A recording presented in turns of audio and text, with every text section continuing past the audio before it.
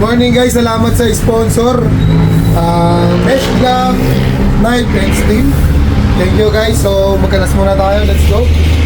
Simulan na agad natin yan mga kapatid. Iwain nyo lang dito sa ibabaw ng tampalin yan and then hatakin nyo na agad yan. Talagang napakastig kapag ganito gamit mong gloves guys.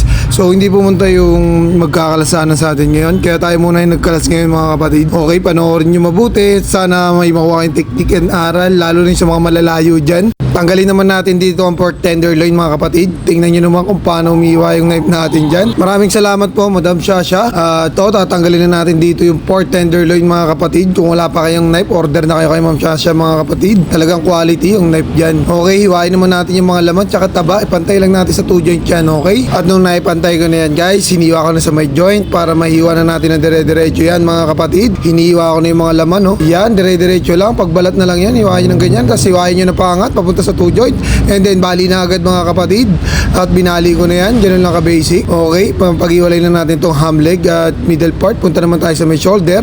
Bilangin nyo lang yung 3 ribs na malaki na yan. And then hiwain nyo na agad. Kahiwain nyo ng dire-diretso mga kapatid. Okay, madali nyo na matatanggal yan shoulder na yan dahil walang buto sa gilid ng pork chop. Okay. At doon nakitang nahiwa ko na yung mga laman dyan, hiniwa ko na yung paangat papunta sa may joint ng shoulder natin. Dahil walang buto yan, madali kayo matatanggal mga kapatid. At tapos na nga tayo dito sa primal cuts. Punta naman tayo sa deboning guys. Unahin natin yung ham leg dyan. Ayan, talagang napakatalim talaga ng knife natin dito. Talagang panoorin nyo mabuti ito mga kapatid. Talagang ang galing umiwa ng knife natin dito. Kita nyo naman yan. Iba pa rin talaga pag GK Hensen, Japan brand guys, napakatalim niyan. Kita nyo naman yung paghiwa natin. Turo ko naman sa inyo dito yung joint, kaya pinapatanggal ko yung pork tenderloin na nakadikit sa buto. Para madali natin matanggal yan dito sa joint. Tara panoorin mo, hiwain natin yan. Okay, nakita ko na agad ayun. At hiwain na agad natin yan dahil para mapaghiwalay na agad natin itong pigtail natin at ham leg. Para sa bias naman tayo susunod. Sundan nyo lang yung mga buto na yan. Pag nasa dulo na kayo, ikot nyo lang yung knife nyo.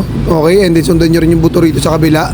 Matatanggal na agad natin itong pigtail na to mga kapatid. Ayan, ganyan lang magtanggal ng pigtail. Tatansyahin nyo na lang yung laman. Okay, pero kung sa trade test kung kaya i-0-0 nyo mas maganda pa. At syempre tapos na tayo sa pigtail. Punta naman tayo dito sa first layer. Nag-steal muna ako dito. Ang sponsor natin dyan, si Sir Calvin Ferrer. Maraming salamat sa iyo kapatid. Napakaganda talaga ng steel mo. At dito sa first layer yan, tinuro ko na yung first layer na yan mga kapatid. Diyan nyo lang ihiwain yan sa first layer, okay? Ayan, kitang-kita nyo naman kung paano na natin ginawa yung paghiwa. Sana makuha nyo rin yung technique na ginagawa natin, okay? At dinidikit ko lang talaga yung knife ko dyan sa may buto ng bias para mas matanggal natin na madali yung mga laman na nakadikit sa bias. At ganito rin dito sa may kneecap, huwag nyo isasama yung kneecap sa may ham leg, kundi sasama nyo yan sa may bias para walang buto talaga may iwan dito sa ham leg natin mga kapatid. At kita nyo naman kung gaano kalinis natin tinatanggal yung bias na yan, okay? At sana makuha nyo rin yung ganyan technique kapag kayo naman yung humawak ng baboy or kayo naman yung magpa-practice, okay? At dito tanggalin naman natin yung mga litid na sa ilalim ng bias dyan and then hatakin natin yan. Hindi ko pa nahatak, may litid pa, iniwa ko ulit yan at nahatak na natin yung bias na yan guys. Kahit nga di kayo butcher no mga kapatid, kahit nanonood lang kayo sa atin, kahit followers natin kayo, pag napanood nyo itong ginagawa ko step by step, baka nga pag binigyan ng baboy yung mga hindi pa talaga butcher, kaya rin nilang gawin to. Kasi basic naman yan tinuturo natin at sana lahat kayo makuha nyo ng mabuti to mga kapatid. At tingnan nyo mabuti kung paano humiwa yung knife natin dito, no? Hindi ko hinawakan yan guys, iniwa ko lang ng knife ko yan. Yung pork ribs na yan dahil walang buto naman sa gilid. Iniwa ko ng dire-diretso, inangat ko na yan mga kapatid. At madali lang natin matatanggal tong pork ribs na to mga kapatid, okay? Sayang magbe-breakdown the carcass din sana tayo kaso hindi na kinaya dahil may mga dumarating na rin na customer sa atin at mga buibili na rin. Syempre tuloy-tuloy na natin in-slice yung pork natin dyan mga kapatid. At ito na yung exciting part na laging sinasabi ni Sir Calvin Ferrer guys. Panoorin nyo mabuti ito, dalawang palatandaan tuturo natin dito mga kapatid. Ayan yung layer ng shoulder blade at ito naman yung half inch. Pwede nyo nang hiwain yan dyan mga kapatid. Okay, at ginagalaw-galaw ko yan para makita ko yung duktungan ng shoulder blade at bias natin dyan. At nakita na nga natin dyan yung duktungan guys and then pinaghiwalay ko na yan at pwede na natin tanggalin tong shoulder blade na to mga kapatid. Okay, panoorin nyo mabuti kung paano natin gagawin tong pagtatanggal ng shoulder blade dito mga kapatid. Inangat ko yung soft tissue dyan at pag angat natin ng soft tissue na yan, nakadikit na dyan yung mga laman. At hiwain na natin yan sa may layer guys. Hiwain lang natin yung mga nakadikit na soft tissue, no? Nang dahan-dahan para makita natin mabuti kung sumasama nga yung mga laman sa soft tissue, okay? Para madali natin matanggal yung shoulder blade na yan mga kapatid. At sana makuha mo rin yung ganitong technique, ano? Tas napakasarap pa sa mata nung mesh glove natin. Tapos ang ganda pang humiwa nung knife natin. Syempre, galing kay Ma'am Shasha yan, di ba? Talagang umorder na kayo kay Ma'am Shasha guys. Quality ang knife kay Ma'am Shasha guys. Ang sarap gamitin, napakatalim.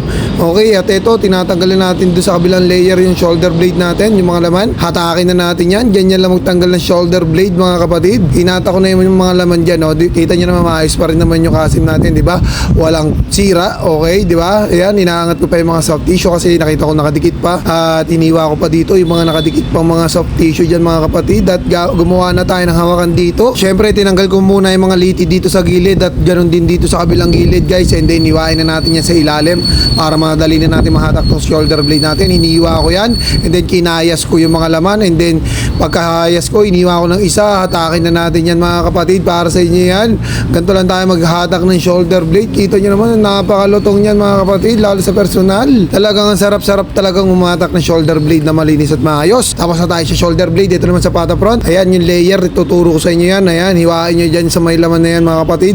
Para makita natin dyan yung layer ng bias ng pata front mga kapatid. At nakita ko na nga, hiniwa ko yan. Nasugatan lang natin ng konti pero goods pa rin yan. Sa susunod, mas gagandahan pa natin. Hiniwa ko na dyan sa may bias mga kapatid para matanggal na natin itong bias ng pata front. At tanggal na rin natin itong pata front mga kapatid.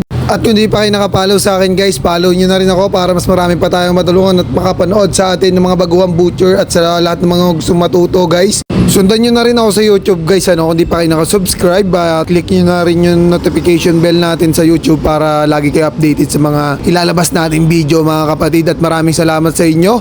Patapos na tayo dito guys.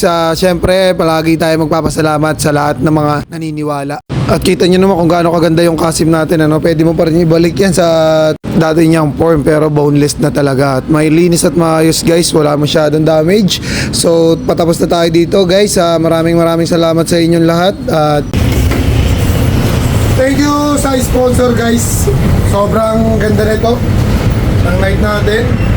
At syempre na steel. Let's go.